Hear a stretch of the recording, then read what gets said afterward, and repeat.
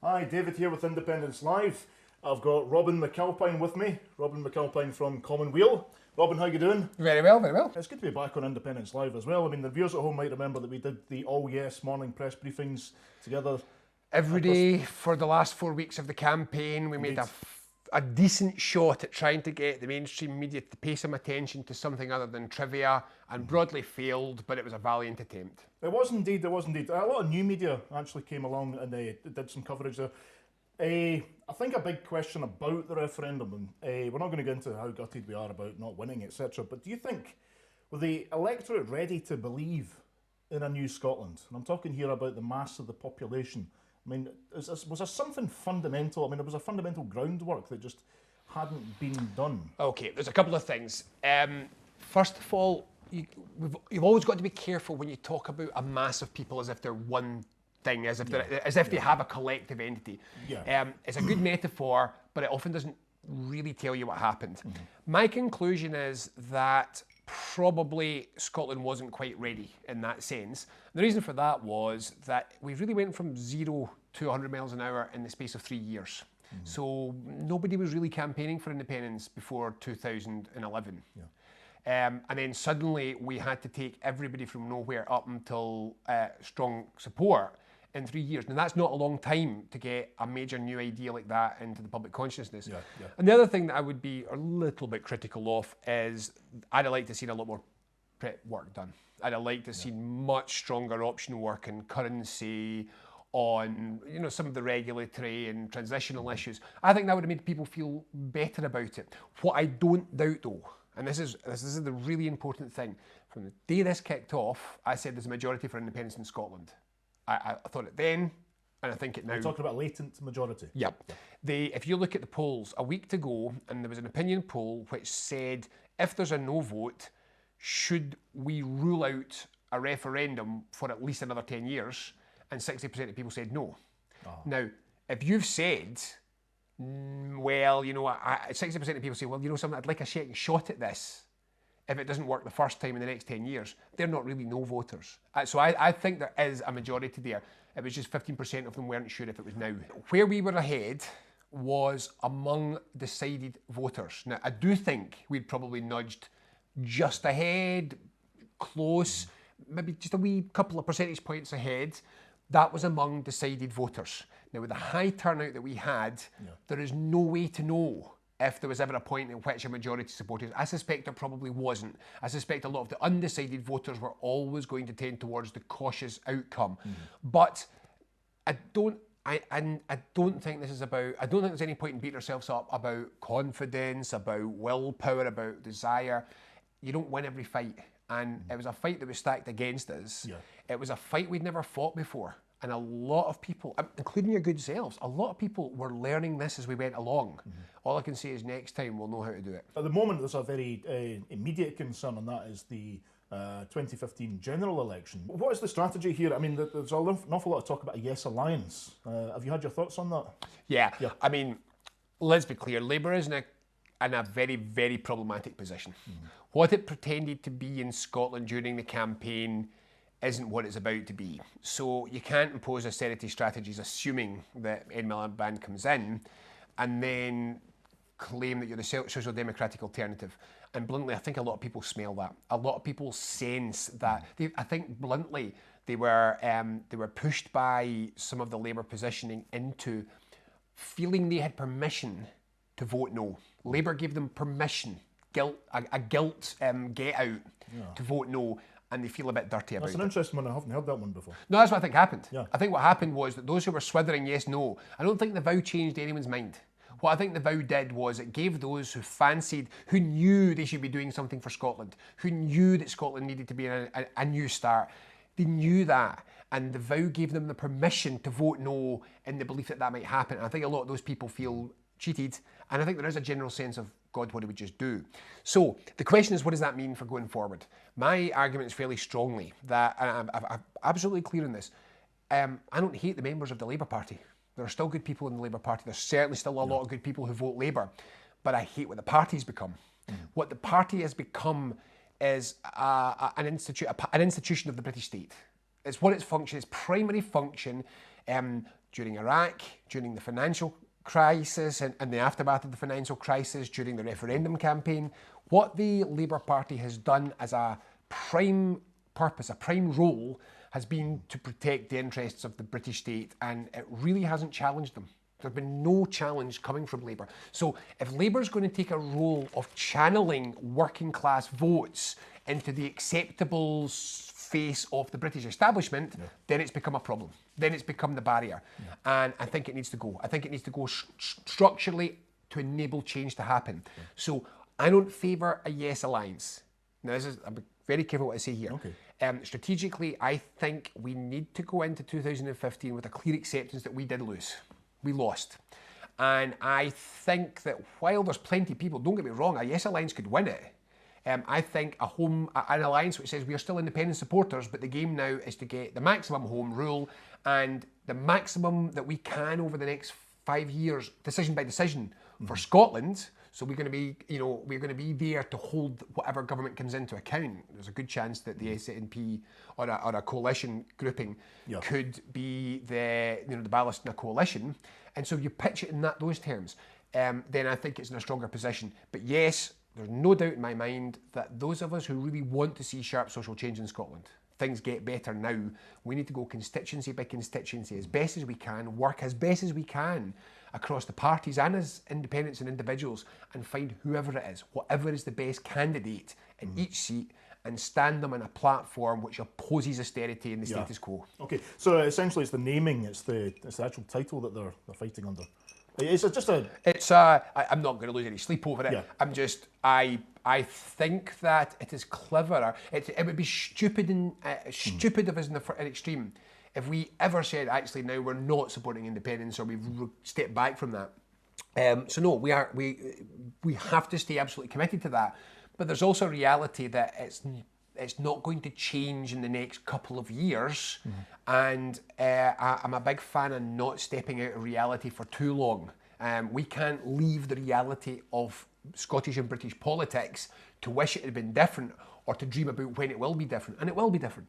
But we've got to fight every fight between now and the day that we do achieve independence, and sometimes that means recognising the clever strategic thing to do is to fight on slightly different ground. Okay, so talking about strategy here, the Ipsos Mori revealed some data for Scottish television today. We've got the SNP on 52% in voting intentions, Labour down on 23%.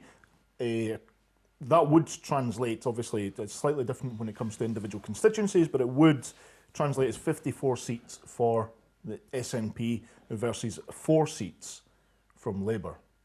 Is that something quite significant? Or are we just looking at statistics which give us a flash of public mood? How realistic is this? I would be amazed if it got anywhere near like that in the final vote. The ones that I'm actually a little surprised about is that it seems to me that Labour have made the Tories acceptable again. The Labour-Tory coalition, I actually thought you'd maybe see a bit of a rise in the Tory vote, and I suspect that might still come true. But what I think this is reflecting is straightforward. There's 2 things. Actually, there's 3 things it's reflecting. First of all, the media might be blacking this out. And the media, you can hardly find a media story in the mainstream media in which the word crisis and Labour appears in the same sentence. If this isn't a crisis, what does a crisis look like? I think people can sniff that. So I think people can sense the crisis. But more than that, there's this sense that having voted no, Labour looks so much like the past, everything that was a problem before. And I cannot think of a credible word that came out of the Labour in the campaign, which gave any vision about what change would look like. Other than, there will be change because we will give you some unspecified powers, that's just constitutional change. We're talking about social change. What does that mean? And you found them harping back to things like, we're going to charge for tuition fees or something. And is that really what you've got? Indeed. So I think the public can smell when something's dead. Can I just put to you, Labour went into a coalition essentially for Tory rule. As part of the No campaign. They stand on a platform of freezing child benefit, foreign war. They legislated to impose the bedroom tax. They support nuclear weapons, They are committed to austerity, the House of Lords, and they still support the first-past-the-post system. Is it fair to call them the Red Tories? Oh yeah, I mean, the term Tory is, in Scottish political history, the term Tory really came to mean what it means now after 1979. So it was really when there was a referendum where people wanted change. The Tories said, we're going to give you something, and then they did something completely alien to Scotland. And in that regard, the term Tory, kind of for Scots, almost means, I mean, it almost means alien political culture. Enemy. I would say alien political culture. Okay. And I think Labour's turned into that, in the sense that Ed Miliband is as unpopular in Scotland as David Cameron. He's as unable to communicate, it seems, to Scotland as David Cameron is. Indeed, and in the sense that both the rightward drift of the Labour Party, but also that sense that there increasingly seem to be an alien political culture in Scotland. That sense of Tory, I think, applies. No, I mean, Red Tories is not an unfair criticism, it's a cheap dig, but it's not an unjustified cheap dig. That's a very popular hashtag as well. Yeah. Okay, let's move on to the Common Weal. So the Common Weal, of course, I mean, you're producing policy papers, etc. All the way, you were actually one of the biggest parts of the vision for a new Scotland. So what are you working on now? What's been achieved? Right, okay. I mean, we've only got. There's no time. There's no time. Okay. Let me very, very quickly. We've now halfway through our fundraising campaign, or the first part of our fundraising campaign. Okay. This means we've now just come away from appointing our 13th member of full-time staff. So we're a substantial size now. I mean, half as big again, I think, as the CBI. Which is encouraging in itself. So we've got 13 staff. We've got a policy unit. So that the think tank element is going to go into a policy unit. We've got a director and a member of staff in the policy unit. So Susan Evans is the director of our policy unit. Mm-hmm. That is going to continue what people recognise as the Common Weal policy work. And that is going to be cracking on straight away with developing work for potential policy agendas from 2016 to 2020 in Scotland. Right. How are we going to alleviate the worst of austerity without the powers to do it? Yes. It's going to take a lot of work. But we're setting up networks of academics, practitioners, and crucially, open networks. One of the things that we want to do is this idea of grassroots think tank. So this idea that you don't have to be an academic to contribute to policy discussions. So we'll tell more about that as we go along. So we've got the policy unit. We've got a unit that we're still debating whether to call it commoners or common people. Right, okay. This is a programme which is about local groups. Now, this is not being driven by us. We just woke up in the morning one day and a whole bunch of people said, we're starting local Common Weal groups. What do we do? It's like, right, okay, we don't know. So what we're doing is, I think tomorrow night, we're kind of starting a national tour. We're going to do a public meeting in every local authority area. People who've said that they're interested in starting a local group, we're going to invite them to a public meeting, and anyone else that wants to come, we're going to say, right, this is what we're doing. What do you want to do? And what do you want from us? Because the truth is, there's various things we recognise that we can help with, help people with local campaigns, all sorts of things. But it's really about what people want to do with local groups. Common Weal is about people taking ownership. Yes. So we've got that part of the programme. We've got the cafes. So one of the key things that I think everybody recognises was the amazing effect in the yes side of the campaign of what I would call the accidental meeting. Bumping into people you wouldn't otherwise have bumped into. Mm-hmm. The case study I used, I think last week you had Ivan McKee on. A few weeks ago, a couple of weeks ago. Yeah. You had Ivan McKee on. I would probably never have met Ivan McKee. I think it's quite likely that we could have gone our whole lives not bumped into each other. Different circles, different directions, but I didn't. I talked at a couple of meetings, we went for something to eat. It turns out he's an interesting guy, share an awful lot of opinions and views in common, and he's on the board of Common Weal. He's on our board now. Now that's an example of how things become richer and deeper and fuller if not everything is about planned meetings. You have this accidental space where people and ideas can come together. It's the story of the Scottish Enlightenment, incidentally. That's how the Scottish Enlightenment largely came about, was dining clubs where people of different backgrounds met. So we'd started off with this idea of having one large cafe bar space in Glasgow, which was a centre of focus for political discussion and debate and meetings and fun. And then suddenly, lots of people said, we've got a Yes Hub and we want to turn it into one of those cafe bars. What do we do? So yet again, we are, I think the first is opening in Edinburgh. There's in Leith in the 18th of 18th of November, I think. 18th of November, okay. So it's the Area C Cafe, and what they're doing is outside their opening hours, it's going to convert into a common, and it's going to be run with events and ideas, but there'll be more on social media about that. So that's those programmes. We've got a parliamentary lobbyist, starts on Tuesday, so that's working full-time in the Parliament. We had a board meeting yesterday, so we've decided that our first 3 lobbying priorities are going to be the land reform bill, which comes out soon. We want to see some serious movement on land reform. Local democracy. I don't think anyone now doesn't agree that we need a serious relook at local democracy in Scotland and change it, and then participative democracy. And the final part of what we're doing is a programme called Common Space. So Common Space is about kind of 2 things. On the one hand, it is a social media platform. And it's specifically a social media platform to help people connect, organise, get together, share information. I think I'm probably not the only person whose relatives overseas are getting a bit sick of the volume of infographics that go into their Facebook feeds. All the memes, Yeah. It's kind of like, could you not get back to posting pictures of your Wayne and stuff like that? So, so the idea of creating a space where people can really organise, get together, spontaneously create groups, link into all the other Common Weal stuff. But also in that, we're going to have a number of other things. And key among them is a digital news service. So we have a director for Common Space, an editor for Common Space, and another 4 writing staff. We'll be launching at the end of November. We'll have a daily news service. We'll cover all the main news, and we'll try to, in particular, we want to try and write the news that's not making it into the mainstream media. The things that happen in the movement, in grassroots politics, the sorts of policy work that comes out from academics and others, which criticises the status quo and somehow just doesn't get it into the media. But also take a more critical look at some of the things that the media is not looking at.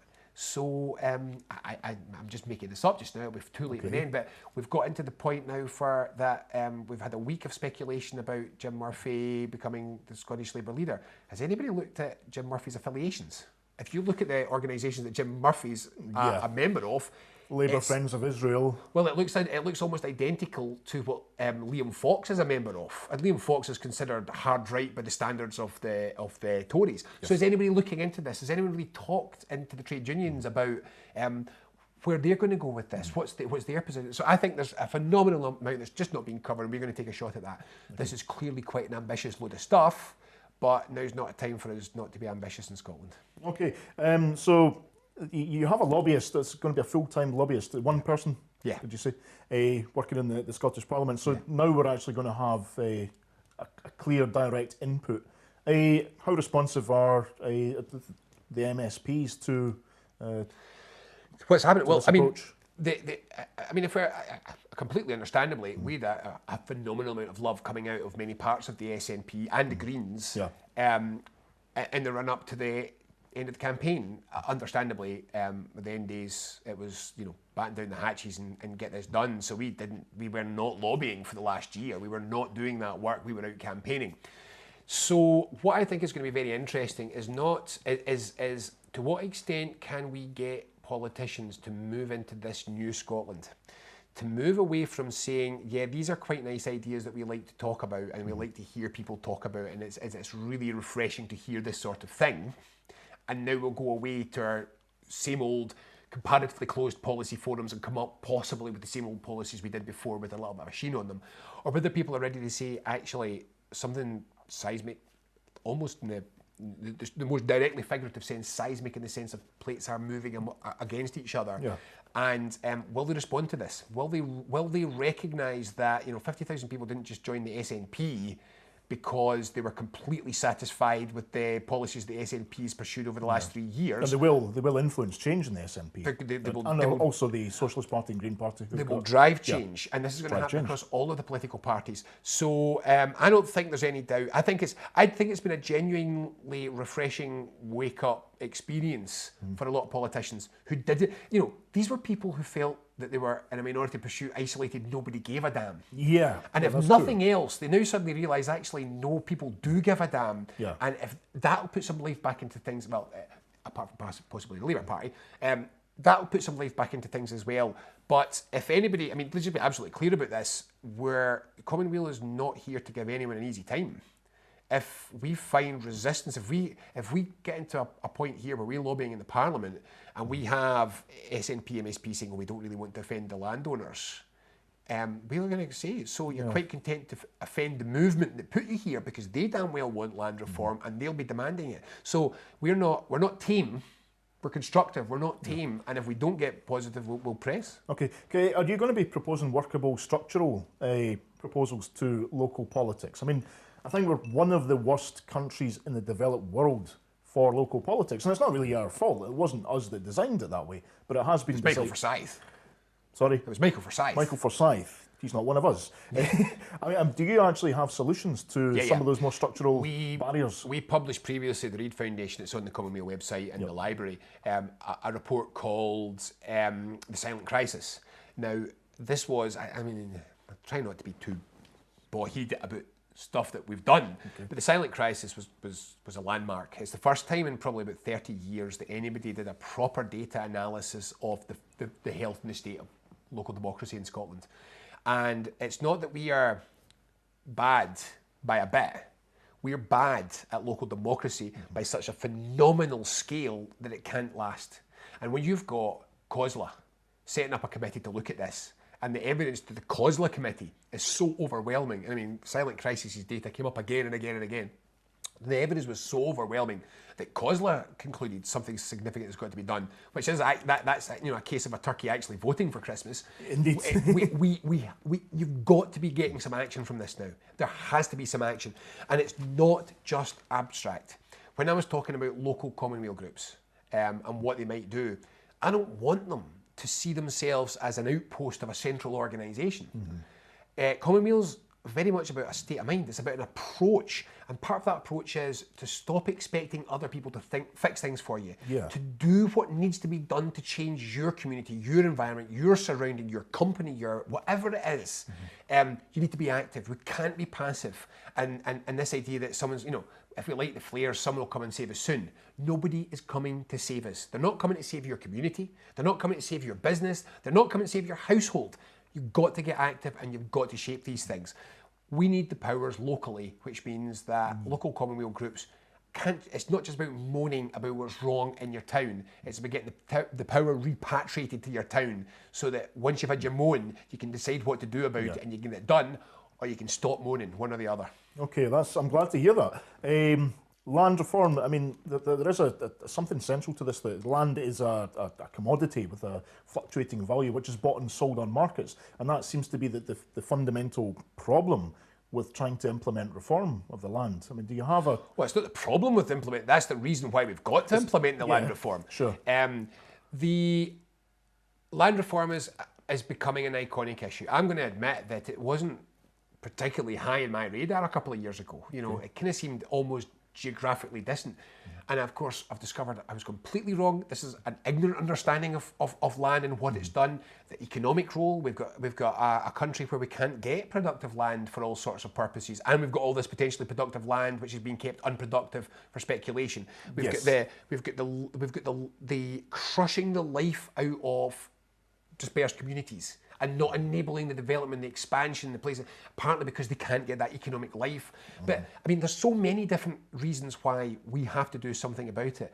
But I'm also very persuaded by the argument that says this says something about us as a country. This says that we are still a feudal country, whether they abolished the laws or not, with the highest concentrated land ownership in the developed world, which is all a hangover from a bunch of lords who decamped to London a long time ago. 1746 again, yeah. It's got to be about not only saying there's all sorts of pragmatic reasons why we have to do this, but also this is about a matter of models. Are we going to continue to live in a society which is geographically structured to exclude its own citizens? And if that's the kind of Scotland that we're going to live in, then we need to get a hell of a lot angrier. And that's why I say that we need to see movement from the Scottish Government in this. I understand that some people didn't want to rock the boat in the run-up to a referendum campaign. That horse is bolted. Get this fixed. Okay, are you looking to the Nordic model? Well, I mean, generally in policy stuff, we're looking where things are done better. I mean, Nordic Horizons has done a great deal of work. Are you Phenomenal. feeding in to the work? I mean, Nordic Horizons brought many of the key ideas which were absorbed. I mean, again, they're coming from lots of different sources, but I'm going to say that the work that Nordic Horizons did was crucial. It made so many people aware that what we have is not the only version of normality. What I do want to emphasise is that it's not about... One of the things that we kind of got criticised early on was, oh, is this about photocopying another country's social structures? No. It's about saying anywhere that we look, what's the best examples of good practice that we can find? How can we learn from them? How can we apply the lesson, not the photocopy, the lesson? How do we apply the lesson to Scotland? And when people keep saying, yeah, but you're always talking about the Nordics, and I just turn back and say, yeah, you find me somewhere else in the world that's got the social statistics which are better than the Nordic countries. They just have the happiest populations, the healthiest, the most economically participative. They've got much of it. Even if they're going in the wrong direction, they're still the best exemplars. So we've got to find out how they did it and find out how we can replicate it. And a great deal of how that is achieved has a lot to do with having the structural, the ability within local politics to affect change within a local politics. community. Local politics is... And given oneself permission to say, I'm good enough to understand how to analyse a problem and implement a solution. Even more than that, there's two things that I think are possibly key to the Nordic model. One is decentralisation, that localism, but it's not just localism in terms of local democracy, it's localism in terms of the economy. So, I mean, Leslie's in Leslie Rigg's book Blossom, she shows you a port in the fairly remote north of Scotland compared to a port in the fairly remote north of Norway, and one of them is a ghost town and the other one is a lively buzzing port. And I don't have to tell you which one's which. So this idea of decentralised economic ownership, decentralised industry, where they've got much more medium-sized and much less corporate dominance. These are the lessons. But the other lesson, and this is another thing which I kind of surprised that I came to realise how important this is. Trust. Trust in Nordic society is high. People trust their bank. People trust their local politicians broadly. People trust their national politicians broadly. People trust their neighbours. They've structured a society in such a way that you're right to feel trust because your bank's not exploiting you and your local authority's not taking backhanders to do dodgy planning deals or whatever it is. They have high degrees of trust. And when you've got high degrees of trust, you can do things that you can't do if there's not trust. That's an excellent point. Okay, we're going to move on a little bit to a new Scotland. But there was a proposal for a new Scotland which not everybody agreed 100% on. There was an awful lot of continuity which might have been there for continuity's sake, an awful lot to do with the psychology of trying to win a referendum. Currency, should we have a new Scottish currency? Well, let me take a step back and pick this one as a big question. If we had been looking back retrospectively, if we had wanted to win this, we needed something a bit more fundamental than the white paper, and we needed it quite a bit earlier. So if I think I said earlier on that 3 years is quite a long time to take people from standstill to 100 miles an hour. You certainly can't do that when you're injecting a key part of the fuel, what a bad extended metaphor, with only a year or so to go. Now, so I proposed outright, and there are plans for this. This is something which is already in discussion, is that we fix that now, and that we begin now. Everybody in this independence movement is tasked to write a full prospectus for a really independent Scotland, properly worked out, right down to, as far as I'm concerned, right down to go through the treaties that we're going to have to sign up and have a position in what they are, a full plan, which is on the table by 2017. So that when we get the next bite, which I think is probably 2020 for the next referendum, that has been a part of the public consciousness for a while. And in that, I never believed in the currency union, not really. And I was quite open about that. I think what I could say now fairly confidently is even if a currency union was marginally a better option, I don't think we could ever go into a referendum campaign again on an issue as important as the currency, where we're wholly reliant on the other side being reasonable. Despite Scotland being the stronger partner in terms of balance doesn't matter. agreements.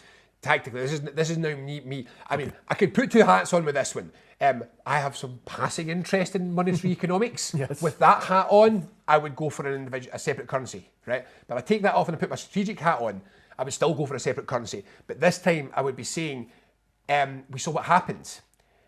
It doesn't matter how strong your arguments are if the other sides have the power to say no.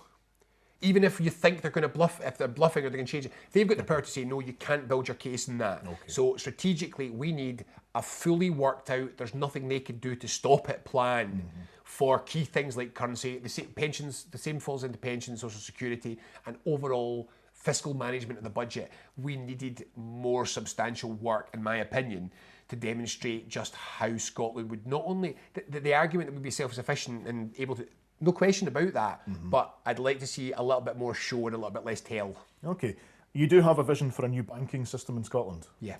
Airdrie Savings Bank going to take over? It could be. There's different models that you could use it by. The one that I think may move fastest, the option that I think might be the best option, is to take the German model. Every local authority should set up a bank. A mutual bank. Would this be similar to the way we have credit union in our local area? No, it would be specifically be a bank. Okay. It would be Airdrie Savings Bank. The difficulty with the Airdrie Savings Bank, I mean, it's a great model, but the difficulty with making it universal replicating across Scotland is you need to get a very large number of individuals who are going to go out there and actually start those kind of mutual banks. Okay. And that's quite a bit. If you do it through the local authorities and you get every local authority to set up a risk-free bank that does just that, a secure, safe, risk-free bank where it's easy to work with, all the facilities of a normal bank, people will move their money there quickly, and we will not have the problems we've had with the banking system. It'll be secure, it'll be stable. You put in place a second tier with credit unions, where credit unions should be picking up. Credit unions should be picking up the kind of business which is currently being handled by the payday loans companies. So credit, you can have large-scale credit unions, but our suggestion that we were developing is this idea of the solid local banking system for small businesses and households by the local authorities, and for those that need microcredit, using a credit union model underneath that. We're now having to adapt those policies rapidly because there'll be some restrictions now. We're not going to have banking regulation, but not being independent, we have to get those to work. But I'm hoping, a bit of work to do, but I'm hoping that a keynote policy for the 2016 to 2020 Scottish parliamentary elections can be major banking reform. We do have the power to do something. We shouldn't throw our hands up and say, oh, well, that one was lost. We just have to put up with RBS forever. Okay, excellent. Just a little word for the viewers at home. Please, if you've got questions, just send the questions in. We'll try to ask Robin as many questions as you've got. Okay. Now, during the All Yes morning press briefings, there was one of my favourites was when you had, was it 17 industries that Scotland could... 21. Could lead the world in, or was it just could flourish? Could have. Yeah. Can you just give us the viewers just a brief synopsis of how well Scotland could be doing with all these industries? Sorry, just on this point, I don't think there was enough understanding of how comprehensive, one, Scotland's economy is at the moment, but secondly, the vision for how strong Scotland's economy could be just by readjusting it to something more appropriate. Right. Let me give you the reason why we thought this was so important. And it's an argument that I've had a lot. If you look at how we look at economic development, it is a game that is played between agencies and existing businesses. So there's a feedback loop between, in effect, yesterday. Because businesses represent what happened yesterday. They don't represent what's going to happen tomorrow. And so what you had was this feedback loop where people were saying, I mean, I was in these meetings, I worked in these meetings, and I can remember sitting in the early noughties with people saying, well, all of Scotland's future for the next 40 years is banking. That's it. They were projecting forward the present. Now, the question I always asked was, and who's going to speak for the industries that don't exist? Who's going to speak for nanotech? Who's going to speak for new biosciences? Who's going to speak for a whole new land use strategy for Scotland? Because there's not existing lobby groups that back them up. Yeah. What we were trying to do with that was two things. First of all, well, probably more than two, but first of all, to show a different economy is possible. People think or have thought that manufacturing's for the poor, low paid. Yeah. This is not true. There's an enormous amount of productive manufacturing and land-based employment that we can create if we intervene. The Nordic model does show this. That's what the Nordics do. Yes. That's how they run it. That's why what they've they got so work. much money. Yeah, largely, because it's productive. So we wanted to show that there were different ways to do it. But the other thing we wanted to do was really get this idea about what future, what kind of a country do you want to live in? And some of these were, I mean, it doesn't matter. I'll give you two of the more, well, one's maybe a bit more off the wall for a lot of people, which is the idea of urban mining. We have a situation now where we have refuse. Refuse collection is how we think of it. And it's rubbish and it's stuff you landfill. This is crazy. It should be salvage. It should be this idea of urban mining. Find the waste and all these valuable waste materials in urban settings and use them. Make them. And a lot of places do this. Salvage used to be the way that Britain dealt with its waste until cheap imports became the norm. We've got to get away from that. So if you start to think about, wow, we could be producing large amounts of core materials from what we are producing in urban centres and create jobs from it, you think, well, that was a different way to live. Less landfill, less imports, more recycling of all these materials, and a lot of good jobs out of it. Or the north of Scotland. We've got all this land in the north of Scotland. We have heating problems, gas supply issues, all sorts of things. So we've got the capacity to plant lots and lots of biomass, a real screaming need for lots and lots of biomass, and no one's put these together. And all we need to do is take some of this land back and encourage people to move north. And if we had active communities in the north, you'd think of Scotland differently. Lateral North, the architects or design consultancy that did this work for us, some young guys are brilliant, really good, and they were laughing that if we get all of this right, the whole of the central belt will just be hanging on the coattails of Orkney, which will be the real powerhouse of the Scottish economy. So this was about saying, don't see the future as a slightly altered version of the present. Think about the futures as they could be, and think about the things that you could do differently, better, more interestingly, and let people see it. We're going to do that piece of work again. It came too late in the day, and the truth was, it was just too much for all of us. We didn't get it completely finished. We will do this, and I'm thinking about seeing if we could do this as a film, as a documentary, to really get people the idea that this is what is possible if you start. I hate the phrase "think outside the box." But don't start me. I hate it. But call centre language. But if you think about the future as something distinct from the past, and you think in those terms, you free yourself from imagining that it's really a continuity vision of the world, then it's an enormously freeing act. And if I say that we started off trying to come up with 12 industry sectors, and as we started talking to people, it became 21, that'll give you an idea of how much it can free up the mind when you think about new possibilities rather than just continuity. Indeed, and how Britain sees it, Scotland is basically a four-sector branch economy of London. This is... I'm not even sure if it sees us anymore. It saw us briefly. I think it's probably forgotten we're there again. Okay. Robin McAlpine, thanks very much for joining us. It's been an absolute pleasure. Okay. Peace.